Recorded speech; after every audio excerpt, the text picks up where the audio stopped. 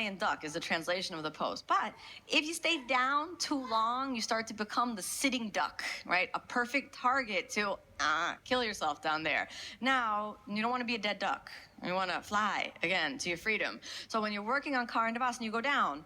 Before you feel as though you become the dead duck, you take flight again. You get yourself back up. And if you need to put your head down, which is the thing I'm going to show you next, you use the head down, but you somehow work on the technique. And if the technique doesn't happen, then you can stay down and hold down for a long time. But we want to work on it in a couple different ways. If you start to panic when you're down in Karandavasana, you'll never do the pose because your technique will go out the door. And then if you muscle through it, then all you succeeded in doing was muscling through it instead of learning the lesson of how to stay with a calm and equanimous mind through the whole journey. So now what we're going to do is find the balance and Pincha Mayurasana in the forearms. And then exhale, you're going to take the Padmasana position.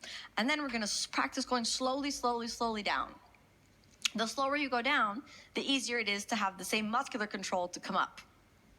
Now, after we go down, we're going to stay down just some small amount of time, not too long, just small amount of time, just touch the floor. Oh, and then there's a predator, we fly away, okay? As you become to fly away, you've already done the headstand version. I want you to make hybrid Karandavasana. So you're going to put the head on the ground, use the head as a little support. Don't collapse your weight into your head.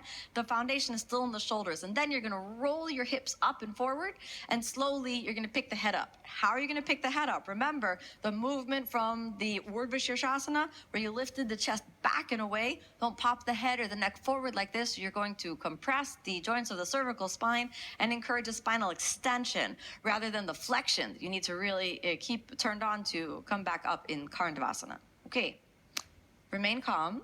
Take a moment right now and close your eyes. And I want you to just play the movie in your head.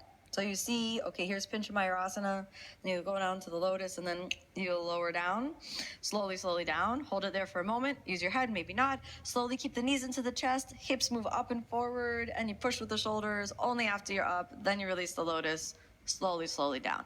Play that movie in your head a couple times and remain calm and practice calming your nervous system through the motion. It's going to help you out in the pose. Here we go for real.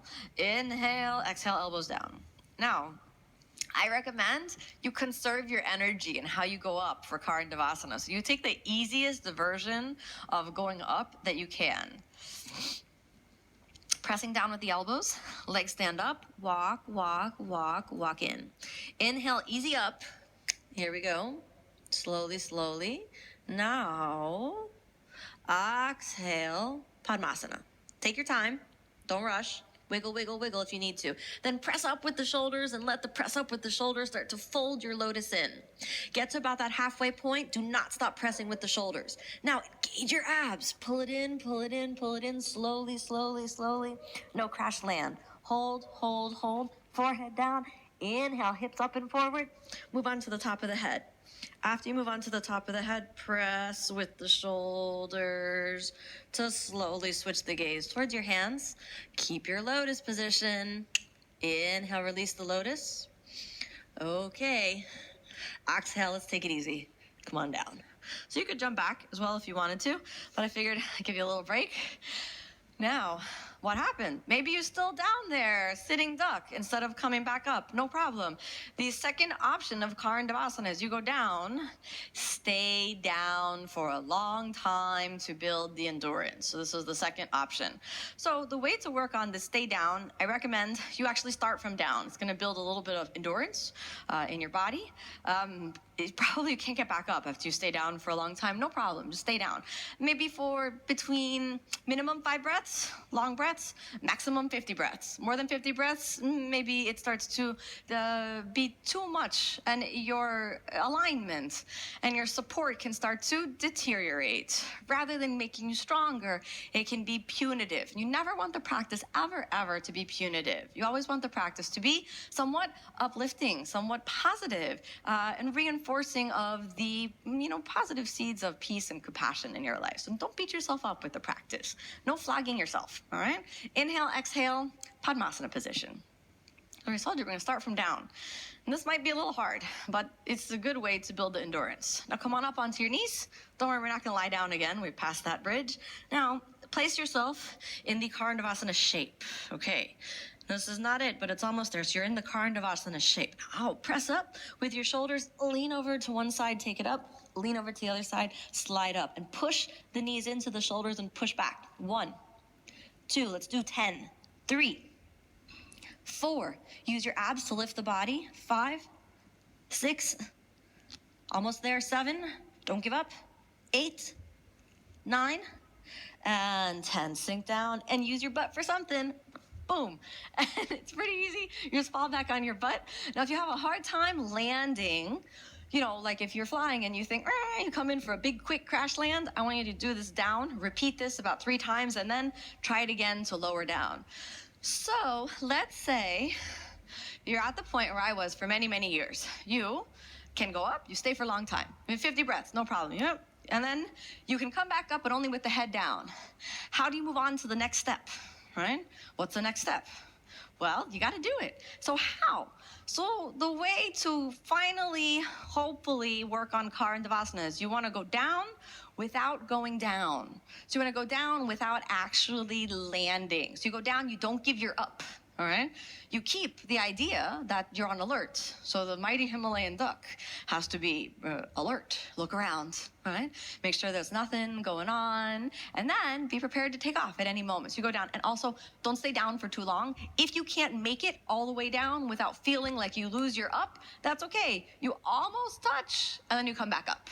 Right? So you go as far down as you can with possible control, potentially just grazing the arms, and then before you lose your up, you come back up. Make sense?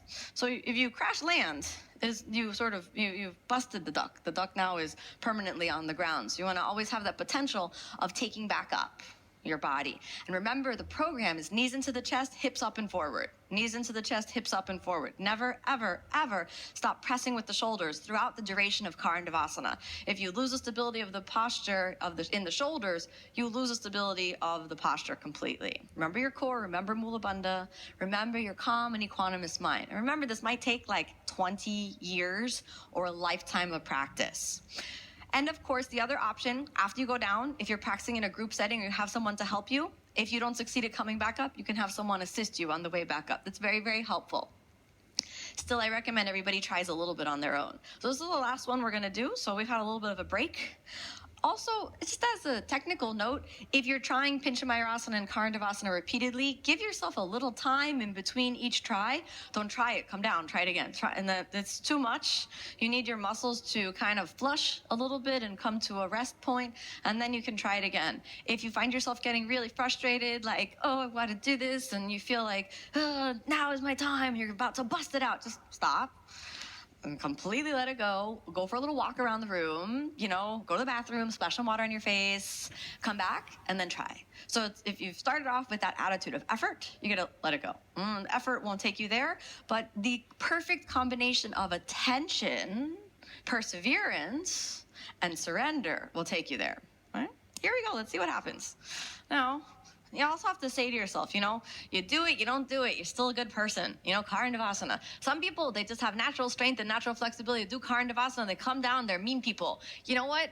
They're not doing yoga. If you fail at Karandavasana every day for 20 years, one thing that I'm certain of is that it's going to make you a good person, because you're going to get so humble along the way. And it is the humble heart that is really the compassionate heart. So if you fall, awesome. You're doing yoga, right? Perfect. I've fallen so many times. I lost count, stop counting. Here we go. Calm the mind. A calm and equanimous mind that is equally balanced between activation and release. The meditative mind, the yogi's mind. And inhale, finding the strength through the elbows, conserving your energy. Inhale, Karandavasana. And exhale, lotus. Find the support. Exhale slowly down.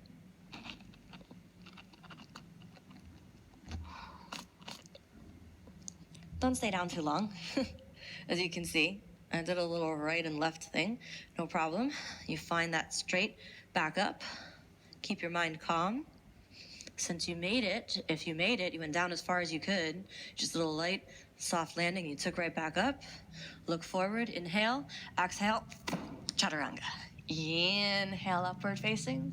Exhale, downward facing. Bend your knees, jump forward, and take it easy. Yay, congratulate yourself. You made it through the mighty Himalayan duck. You made